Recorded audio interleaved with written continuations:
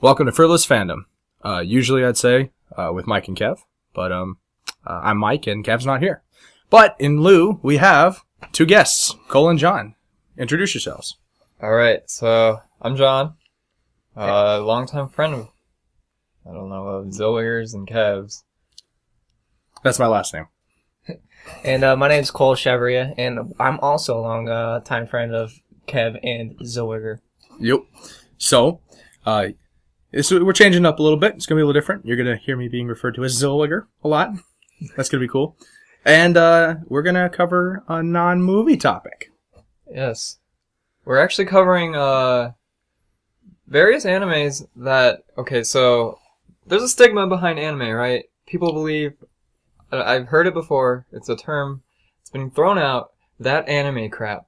Well, the thing is, like with all genres, there are different types of animes. You can have the typical schoolgirl or the typical fighting, like Sailor Moon, Dragon Ball Z, stuff like that. But then there's also the ones that are great, like The Walking Dead is a great, compelling show. Well, we have ones that are compelling, like Monster. Well, so correct me if I'm wrong, but anime in Japanese just means it's animated. Correct. It's like our word for cartoon. Now, granted, in Western culture, we have a stigma. Right. We call it Japanimation, or there's stigma behind it.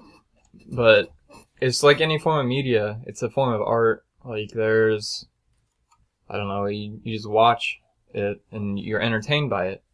So. Well, right as you said that, a lot of people think it's the schoolgirl, the fighting. Well, people don't realize that there's thrillers, there's dramas, there's romance, there's everything that you can possibly think of that's made into these types of TV shows. And when you watch it, it's compelling. And these people don't realize it. And we're going to be covering those topics. And we'll cover these shows. And we hope that the people who are listening will end up watching these shows. And I hope that you guys will like them. Let's say we've got a really good list here, with no particular order and no particular framework for it. But they are a good sample group for story-driven animes. So, without further ado, I usually do the intros, but since today's not a usual day, we have a missing number. Mr. John, would you care to introduce us to the first one? Oh, you would like me to do it? You get number 2. I'm just kidding. All right, so the first one I want to talk about it's called Monster.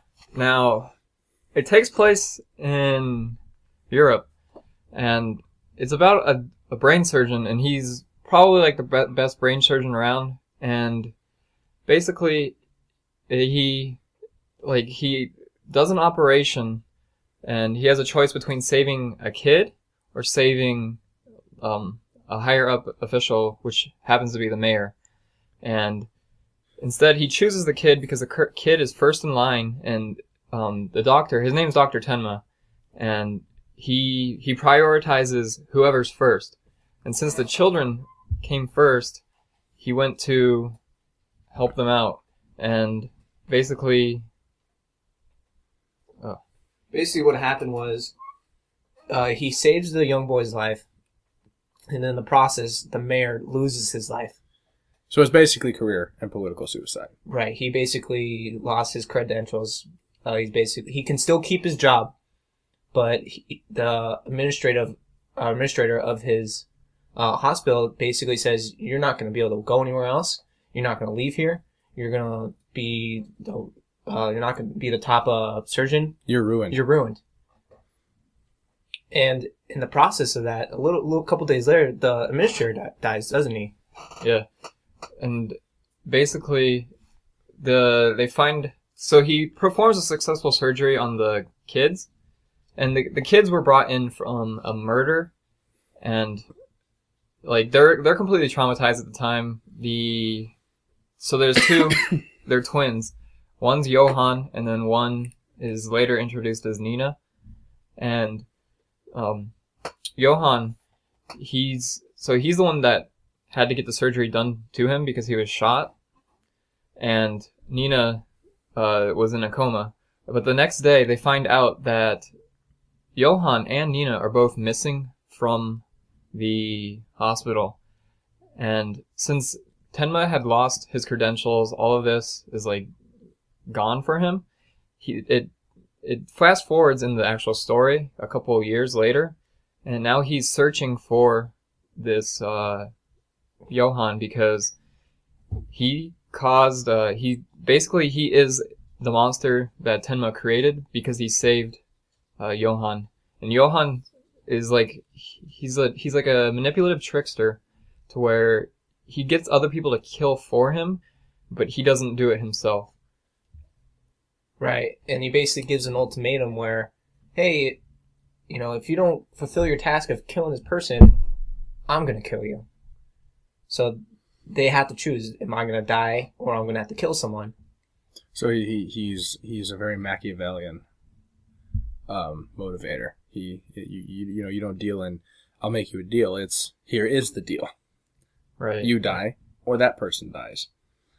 Yeah. So it's a real hard ultimatum, sounds like. I'm partially familiar with this series. I have not yet completed it, so I'm going to be Captain Question for this one. So basically, it sounds like Japan's answer to a Hannibal Lecter situation, but instead of the serial killer in this case, or the serial trick into killing your people. I sounded articulate just now. But the serial killer in a way is he's the one who he's not in control. He's not like Hannibal where he's in charge of the situation per se.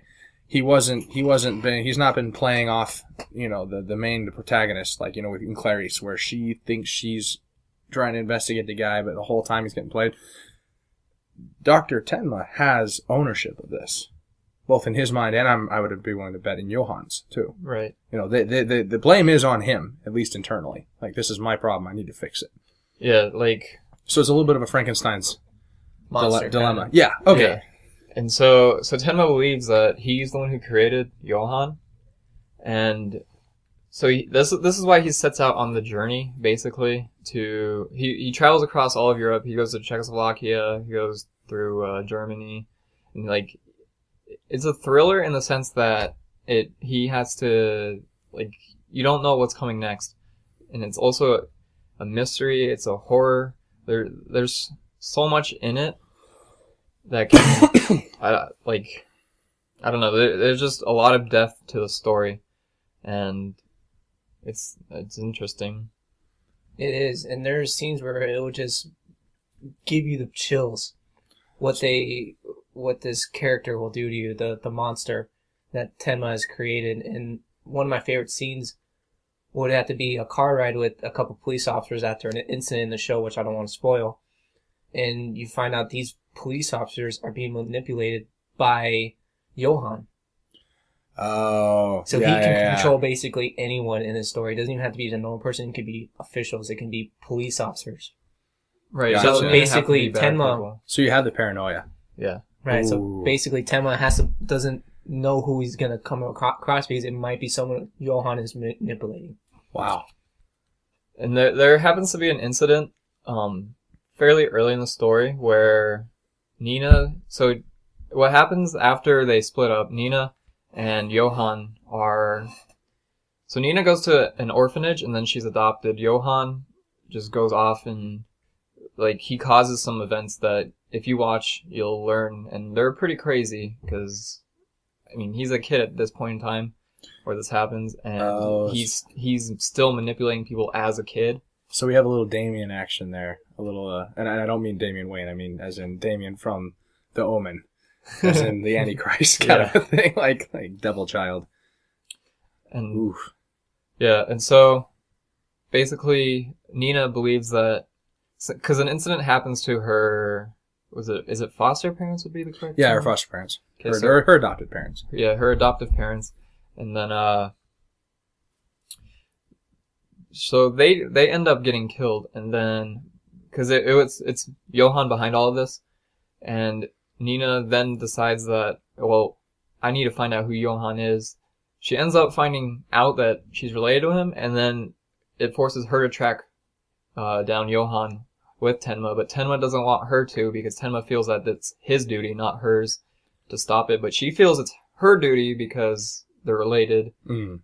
She was there at the very first, I guess, inception of the monster when Johan was brought into the hospital because she was in a coma. So, oh, gotcha. Cool. Yeah, I'm gonna say this conversation just now has galvanized me to finish it. Time constraints and all that, but it's a good example of some of the breadth of this genre. right, yeah, like anime isn't only schoolgirls and fighting, and like Kai blasts. that's what we're trying to bring to you guys, trying to give you more knowledge of what there is out there. Not that, like, I mean, these are all, we have a big list.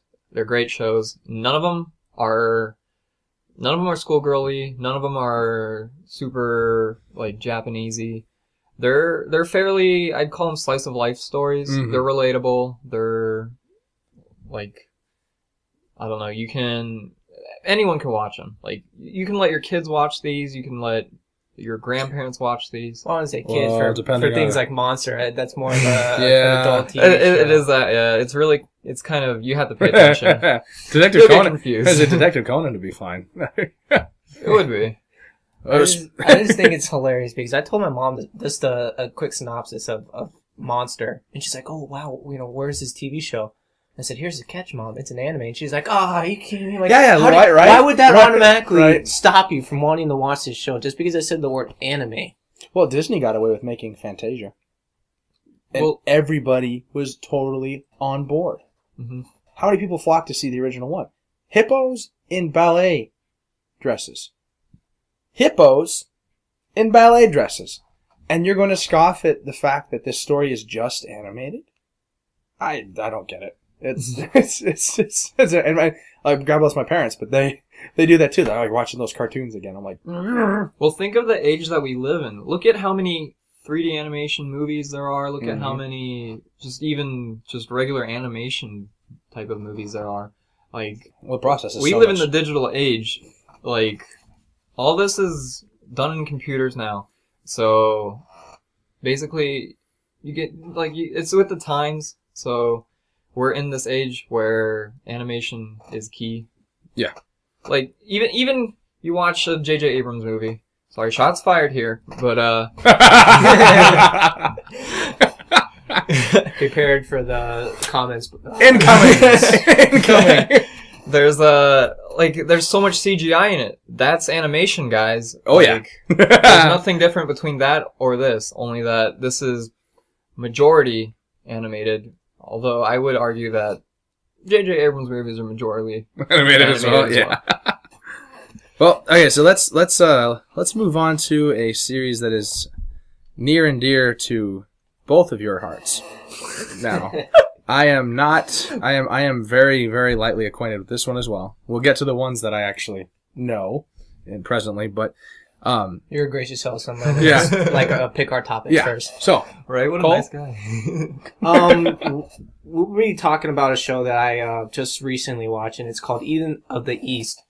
And it is about a young boy who basically loses his memory. He has no idea of his past. And he wakes up, basically he's in Washington in front of the White House. He's naked. And that's a mandatory condition for these right. things. Once your amnesia, you wake up naked, this is an automatic. And he had a gun, right? Yes, he had a gun and he also had a cell phone. Yep. So basically, he doesn't know what's going on. He meets up with this girl. I honestly can't remember her name for the life of me. But Google. that's why we have Google at our disposal.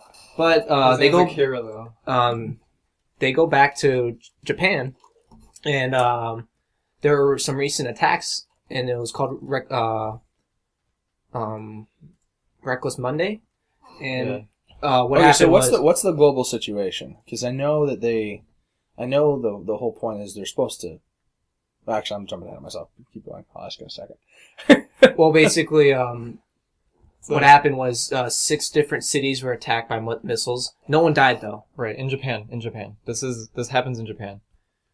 And once you get back to Japan, you find out that, or the main character, which is Akira, finds out that he has gotten hold of 8 billion yen. He has this at his disposal, and He doesn't know why he has it.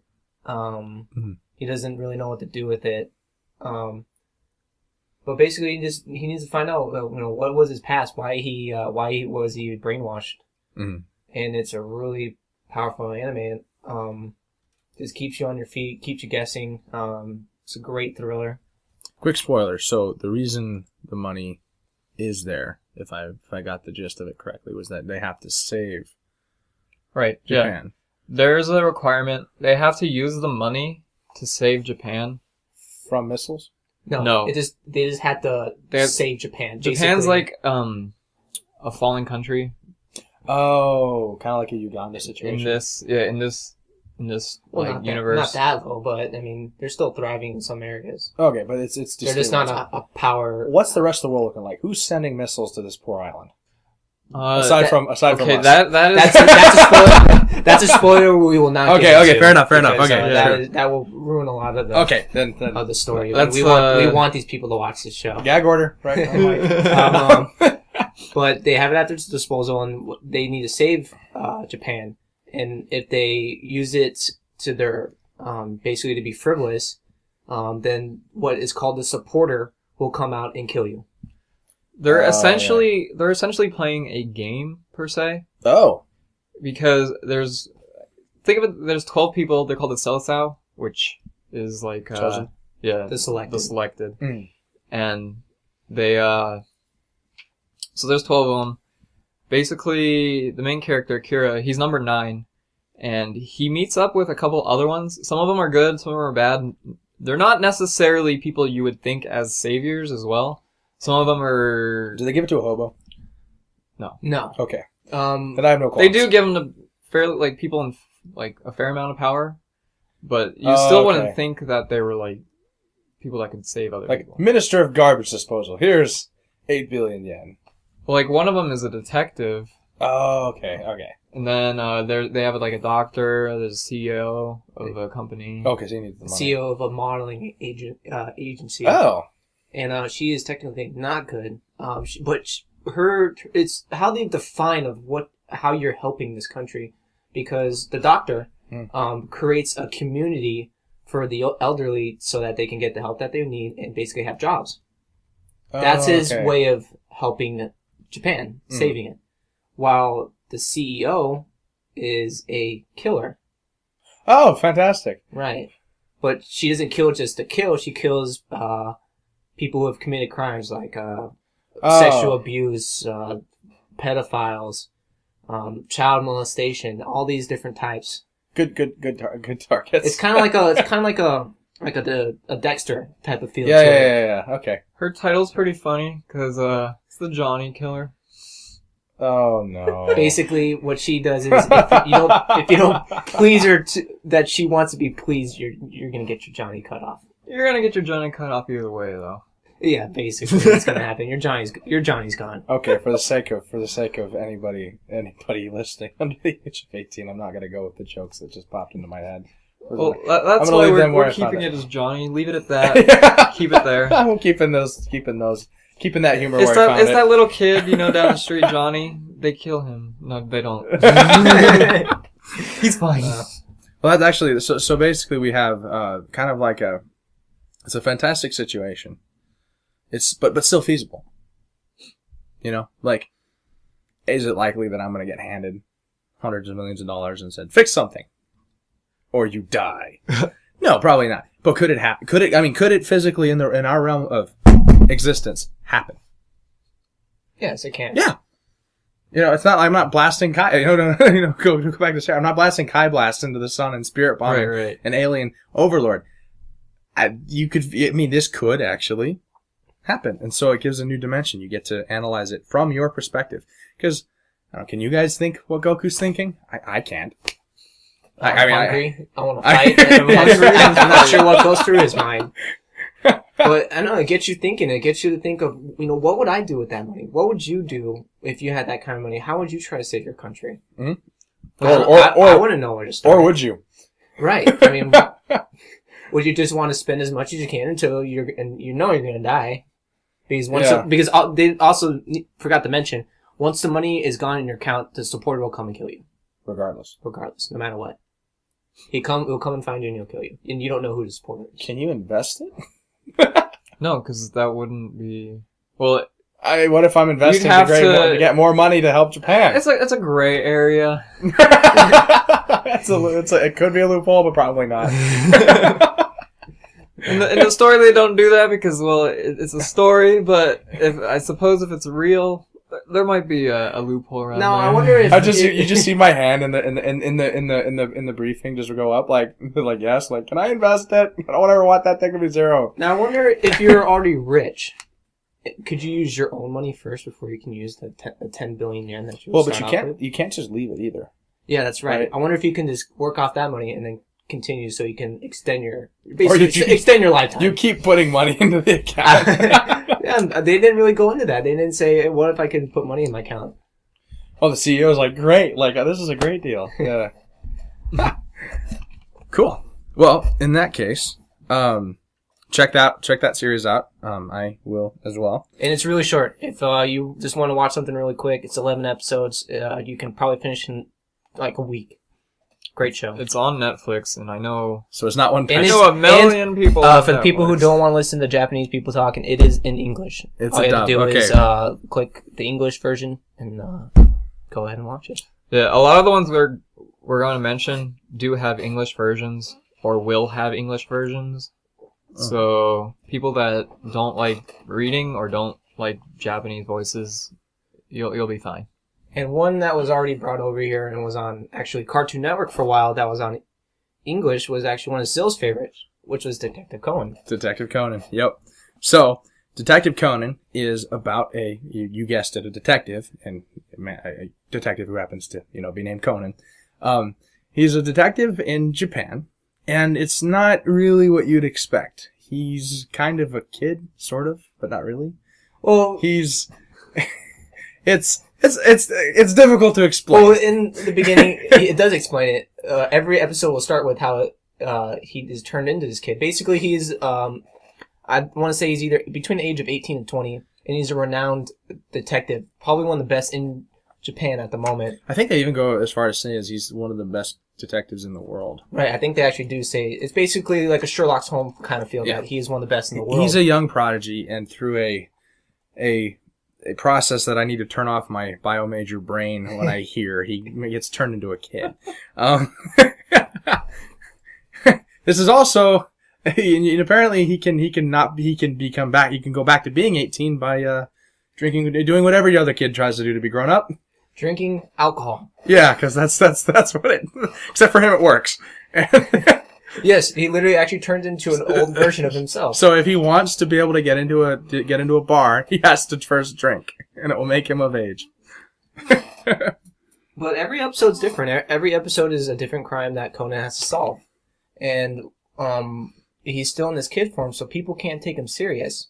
So he has to basically manipulate people to believing that he is another person, which is he takes a detective. Well, and also, the other thing too is if you want to find the English version, it was known as Case Closed on Adult Swim. So, just to say that, but basically, this series started the new trend in detective medium, any kind, whether it be movie or TV show, where they highlight details. So what you're saying is it was one of the first of its kind? Exactly. It literally pioneered a aspect of the detective genre, the one that we come to know and love. Even if Psych does it, where it like highlights a detail from Sean's perspective for that show. For Sherlock, when it goes through and highlights all the little details. This series was the first to give an almost first person view of that.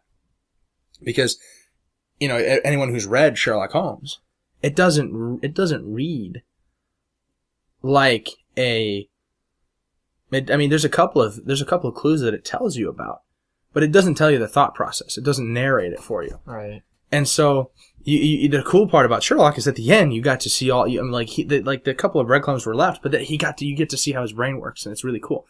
At the end, when he literally expositions it to everybody. But this is the first series that really kind of broke it down. So, Real time.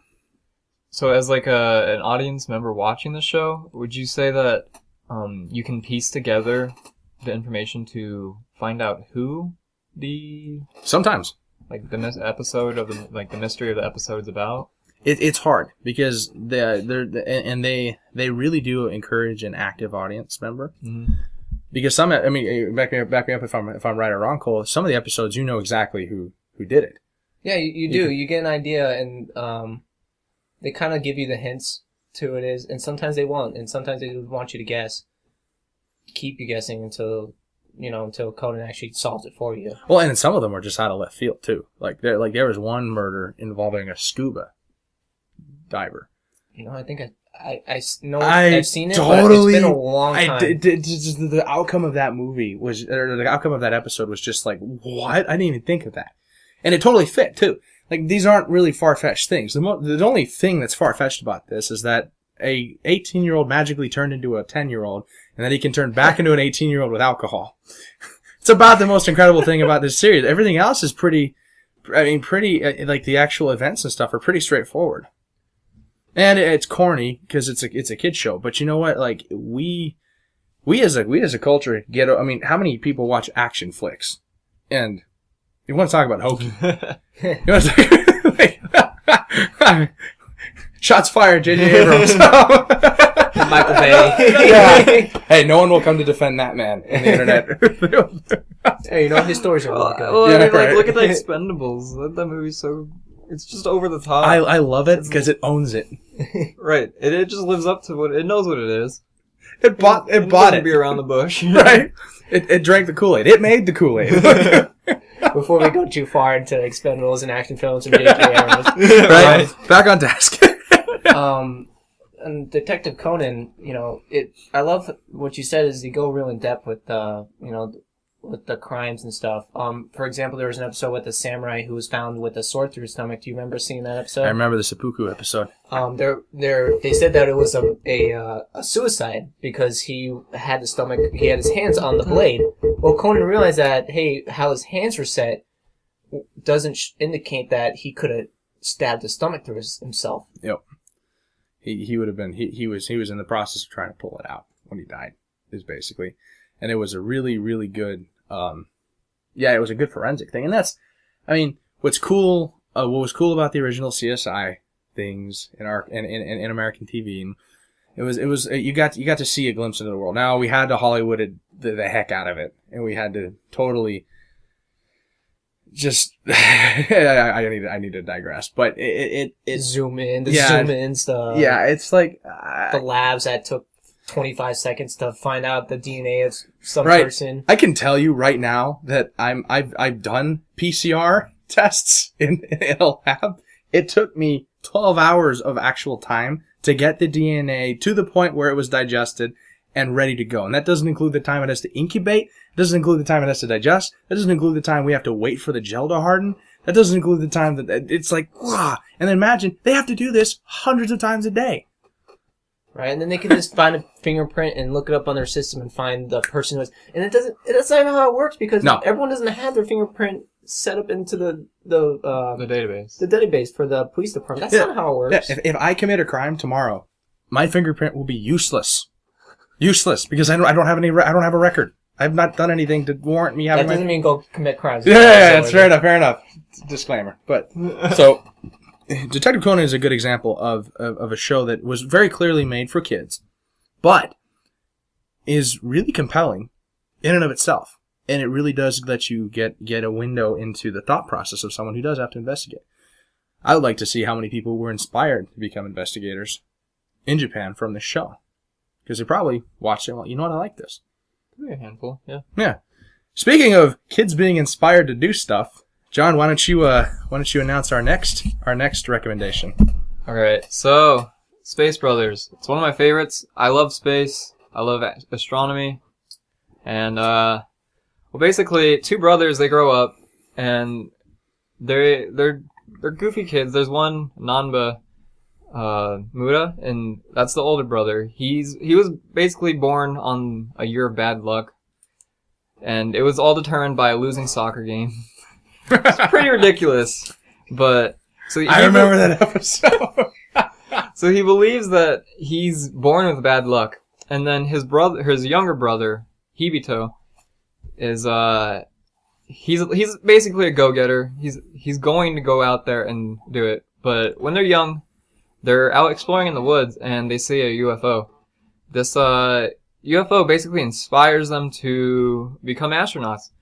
And the older brother basically gives up on the dream of becoming an astronaut, even though like this is still something that's still in his mind that he really still wants to do, because he made a promise with his brother that he'll see him on the moon.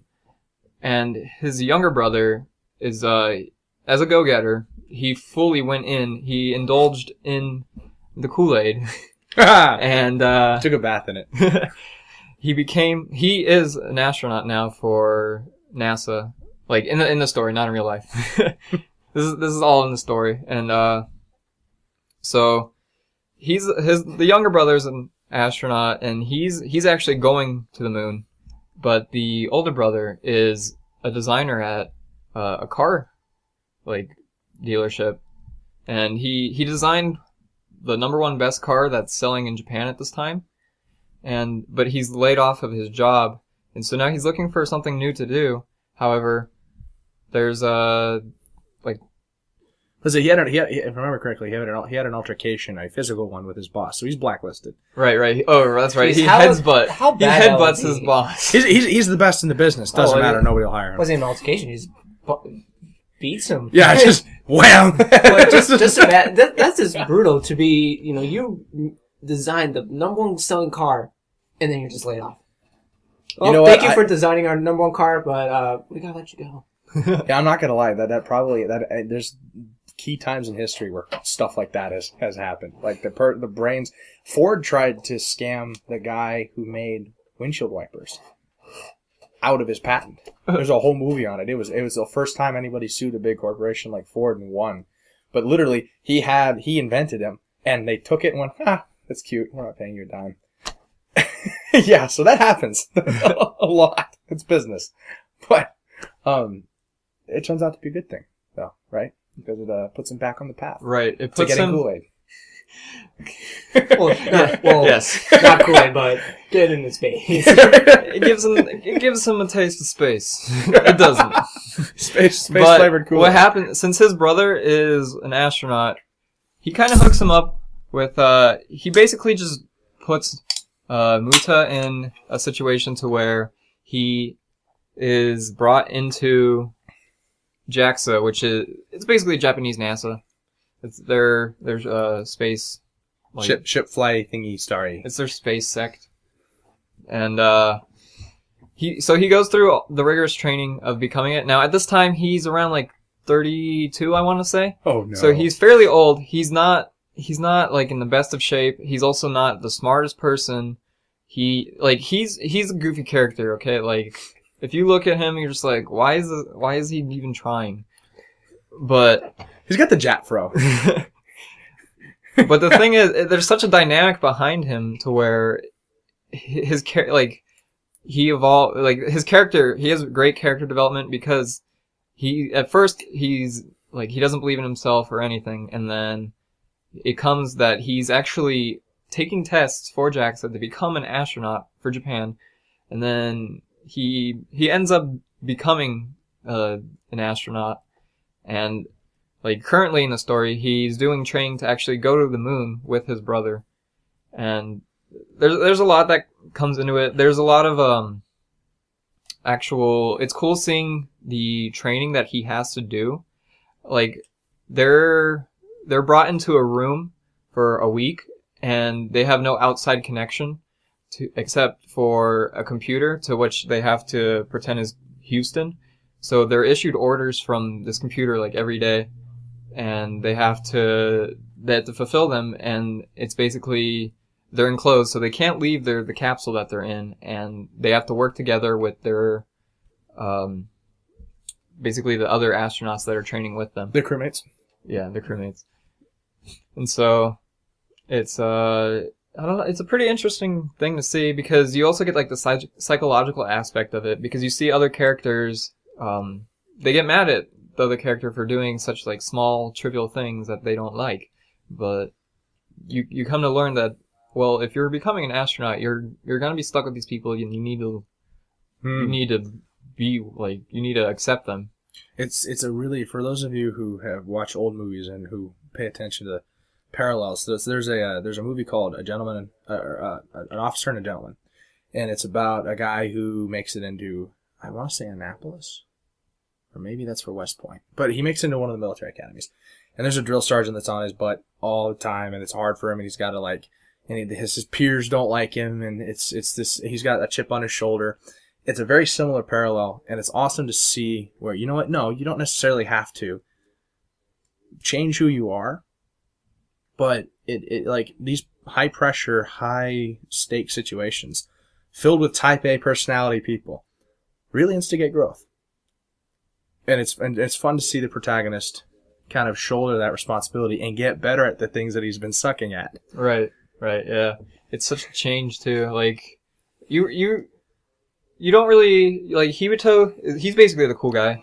And then the brother, which is, it does switch between perspectives, because there are points to where Hibito becomes the main character, like when he's on the moon. And then it switches back to Muda when he's doing, like, training. So for the most part, the older brother will be doing training.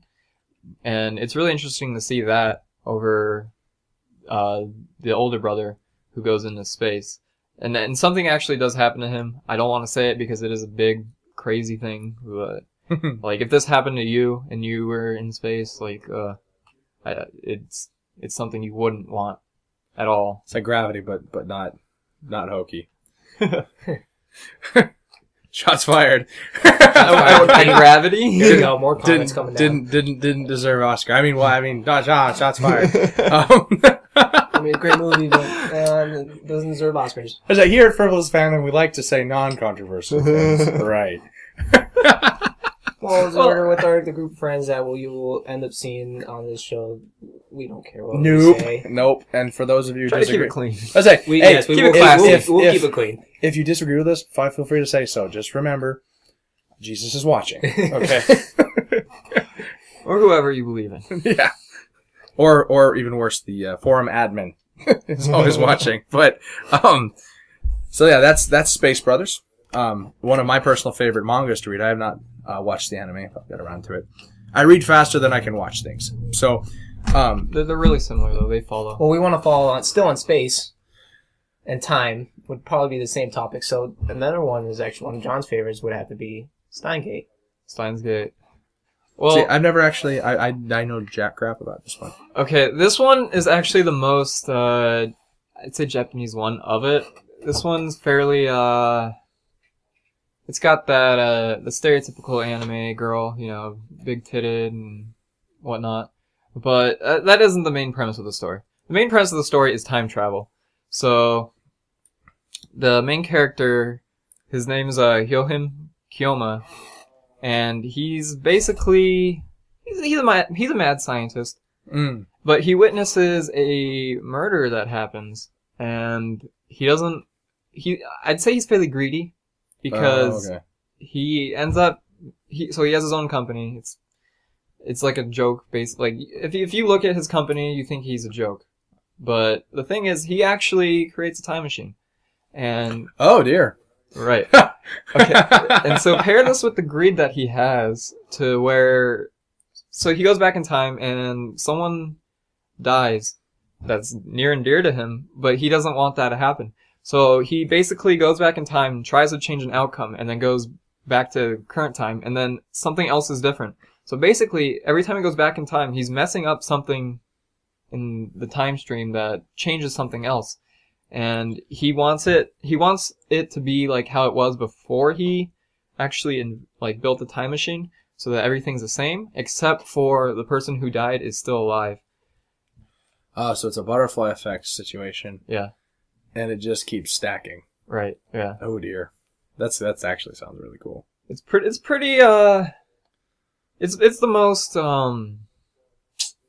it is the most Japanese one of them because of the characters and how they look. but the story behind it it's fairly in depth. So is it kind of like how One Piece is dressed up as this goofy kid comedy thing, but then like when it comes down to it, it gets deadly serious? Yeah, and I mean, it's fairly because the main character he's a goofy character, like, so you don't actually think he's serious, but he really is. And then there's so he has like a crew member, like he has like 3 people in his crew. There's basically the programmer, then there's she's like a physicist. So Oh, okay, gotcha. and then there's it's basically just his best friend, and so they all pertain to the story, and it's mostly the main thing of Steins Gate is how that butterfly effect affects his relationships with other people once he goes back and forward in time. Okay, so it's not just tangible, like, oh, if she doesn't die, the Capitol building gets blown up for some random reason. It's like, okay. Yeah, no, nothing supremely big happened. Like, nothing that the complete world doesn't, like, change. It doesn't, the polar things aren't flip. reversed. But there is a tangible difference. And Right. usually a not acceptable tangible difference. Right. And especially for him, because he doesn't want things to be different from how they are. Okay, see, because like I feel like if a normal person could do that, and this is gonna sound really bad, but if like say my sister is gonna die tomorrow, and she gets murdered or whatnot, and I can prevent that, but then some random person I don't know dies, I would be, if I could go back, if I could actually like investigate this person and he's a scumbag, easy choice. and I feel like, granted, that's not necessarily the moral thing per se. Your ethics aren't completely straight, but I feel like most people, there'd be a breaking point. They would just keep retrying until they found an acceptable, outcome that they could deal with. But this guy he's not having it. Well, he's it's somewhat a mystery because he ends up going, like, the way he goes back in time, he figures out what he actually has to do to correct it the way he wants it. Okay. But that's like the end, and I don't really want to say anything. Yeah. That's. But the thing is nice too, because it's a fairly, there's an overlying mystery about it, because, well, you don't know, like, you're trying to figure out, well, what does he have to do to make everything normal? And for all you, like, tech geeks out there, there's a pretty funny scene where there's this one girl that he meets, and she's looking for a Commodore 64. So, I mean, for you that know what a Commodore 64 is, it's pretty funny, considering this is involving time travel. Okay, I'm done giggling at the smug nerd push-up classes. It's a fairly short anime as well, though. I mean, I think it's either 12 or 24. I can't quite remember. But something you could bang out relatively quickly. Yeah. So we've got our next selection is it's a little bit of a change of pace, but just to show the breadth that anime can cover. This one's about sports. So, Cole, this one's your forte. Why don't you take this one? Well, we'll be talking about a show called Kuroko no Basket, which translates to the basketball which Koroko plays. And when I first was told this, I was thinking, sports? You kidding? Can anyone actually make this? And John told me, hey, go watch it. And he knows that I love basketball. I love playing it. It's probably my second favorite next to swimming. It's not a sport if it doesn't have a ball. So basically, right, Kuroko is about this group of middle schoolers that were from this school called Teko Middle School, and they were just known for demolishing their opponents. They won 3 straight championships in a row, just killing them like 120 to 50 points. Oh man, Just brutally. I don't know basketball, and I know that's not.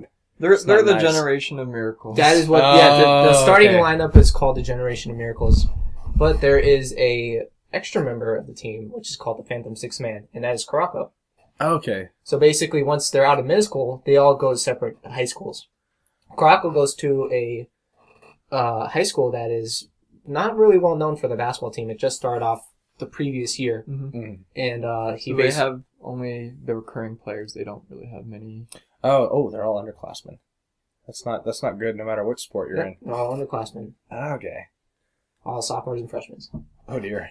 So, Well, I don't know how the Japanese ethnic group hits puberty, but I can say from playing football at a pretty high level in high school, the team, there's a big difference from a 14-year-old to an 18-year-old in physicality.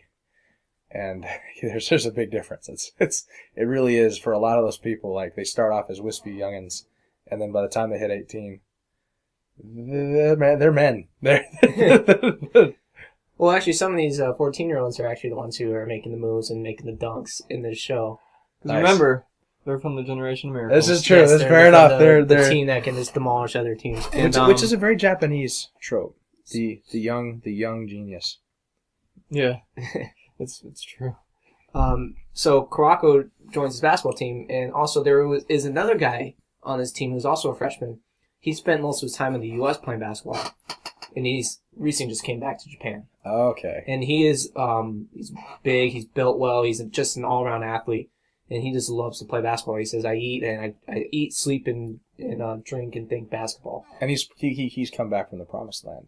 Yeah, it's the promised land of the USA. The promised land of basketball. Well, he actually learned all his basketball in the streets. Yes, that trope. He was a street baller before he came over back to Japan. But there's different teams in Japan that each have a Generation Miracle on them, and basically what Kuroko is doing is trying to make this school the best in Japan, and that's what the whole story is about. And there is tournaments that they have to go to, and they have to compete against all these big teams. And each time they play a Generation Miracle player. One's called the Copycat. He can copy any person on the course moves. Oh boy. Yeah. So it almost turns into a kind of like a very they got powers. Well, he's limited by his physical ability. Like, he can't.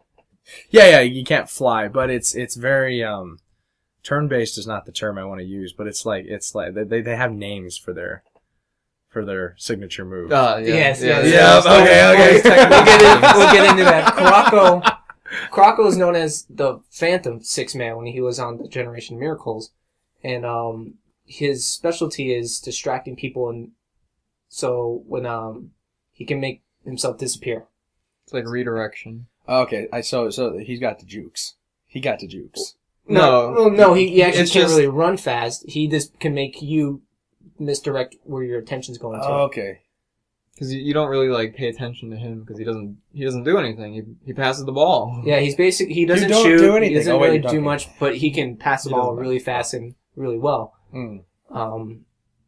And each of these Generation Miracles has a different power. There's a guy who can shoot from any part of the basketball court. Doesn't matter where he's at, he can shoot and he can make it. Oh dear. And it's a little hokey at times with with the basketball games because they get into the psychological, because the Japanese like to do that, and they like to talk in their mind, or they like to talk in the court. Exposition. But it's like, well, you're not going to be talking on the court that much. But I do love it because it really gets into the basketball mindset and the tactics and everything that comes along with what needs to be done to win a game. So it does mix in some solid basketball mechanics. Yes, it does. That's cool. And, it does have a lot of character development, too. So you get to learn about each of these characters. Even the main ones, like Kuroko and Kagami, you learn about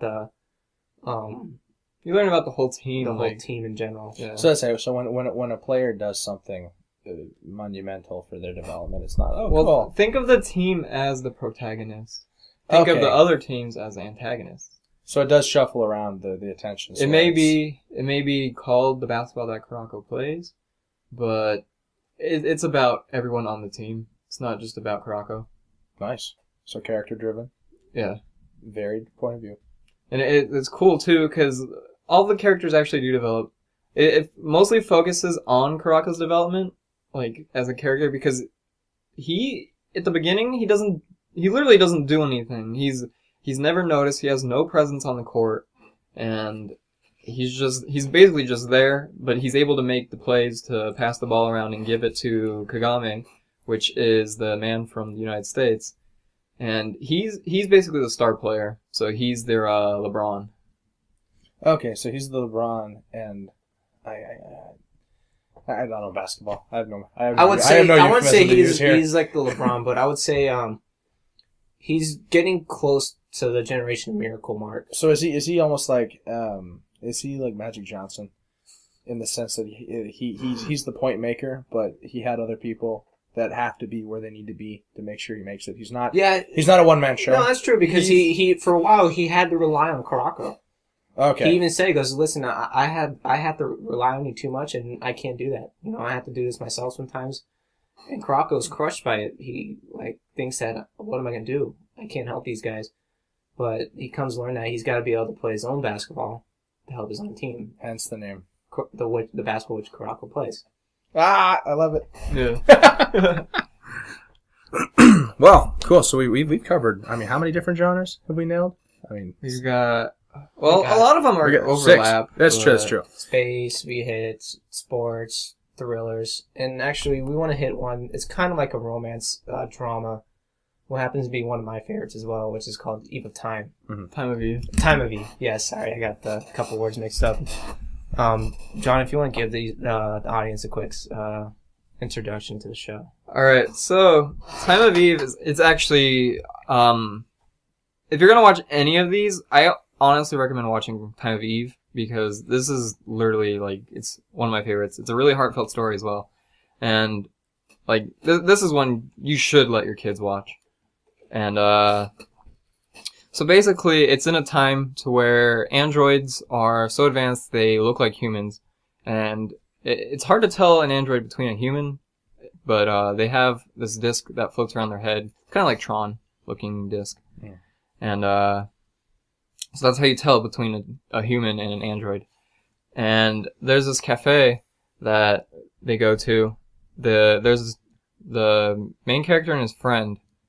Both of their names escape me at the moment, but they both own robots or androids, and they go to the cafe. And at first, they're really against the ideals that androids are doing their own thing. They're not supposed to be obeying humans. They're not supposed to have their own schedule. They're people, or they're not supposed to be people. They're objects. And for me, it gives me the dynamic of back when slaves were around. Okay, so it is a slave dynamic then. Kind of, yeah, because they're not supposed to be doing what the master says. And that's a hard ethical question, because I mean, whereas a slave is a person, I mean that you can very easily.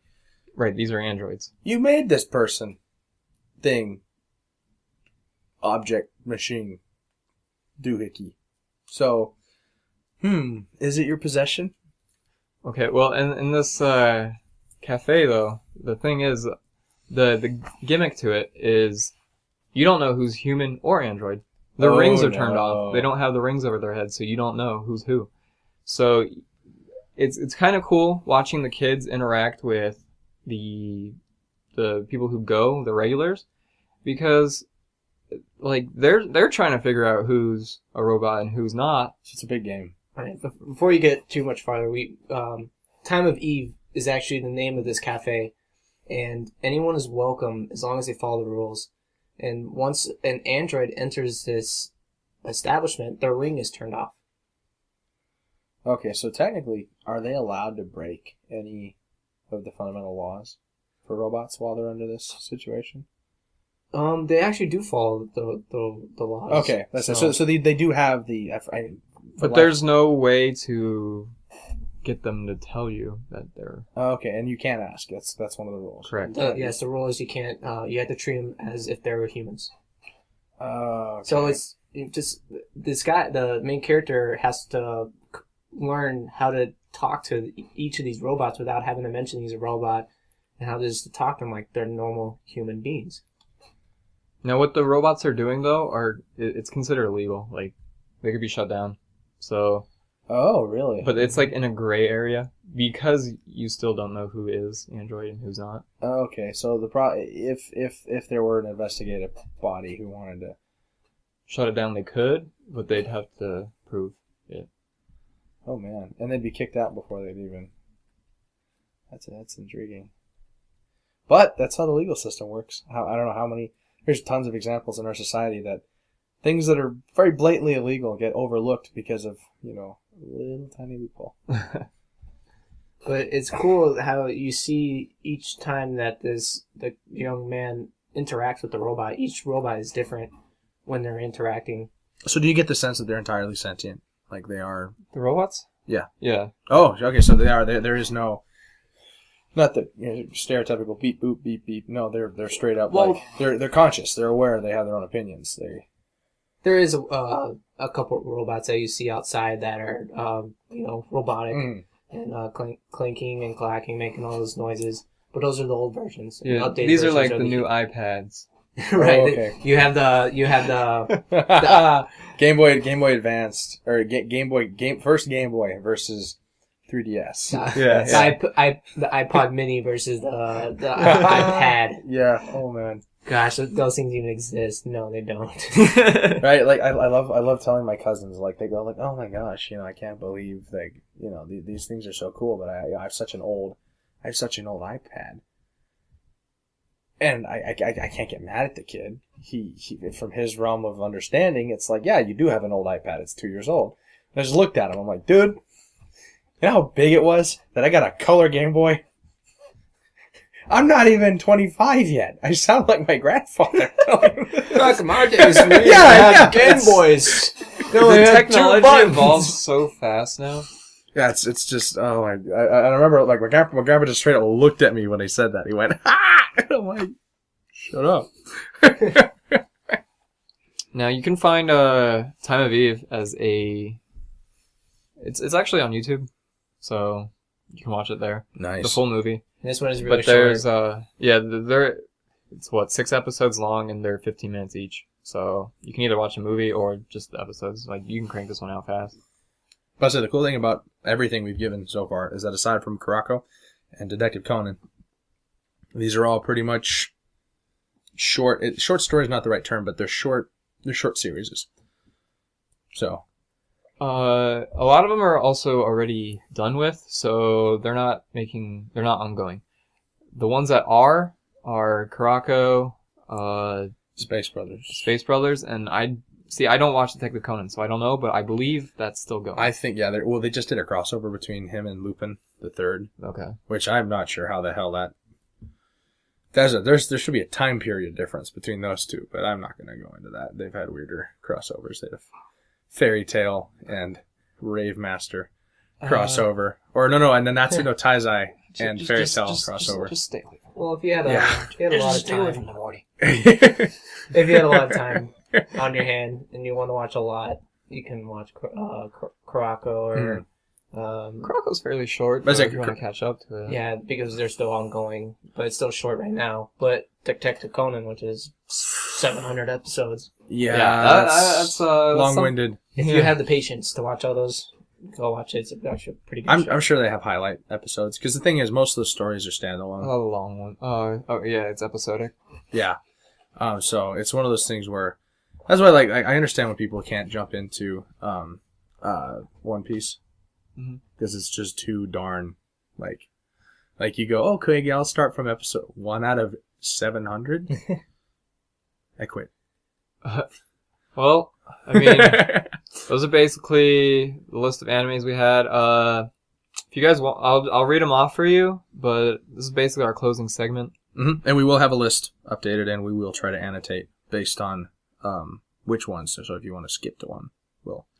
Yeah, so we'll put that up for you guys. So yeah, I mean, you guys know the drill. Thanks for listening. Cole, John, thank you for helping out. Yeah. Kev will be back next week. He's off and questing for more ideas. Yep. He's on a great journey in Illinois. An unexpected one. Lord of the Rings reference. All right, so you know the drill. Like, comment, follow, share if you so wish, and keep it classy. We'll see you next week.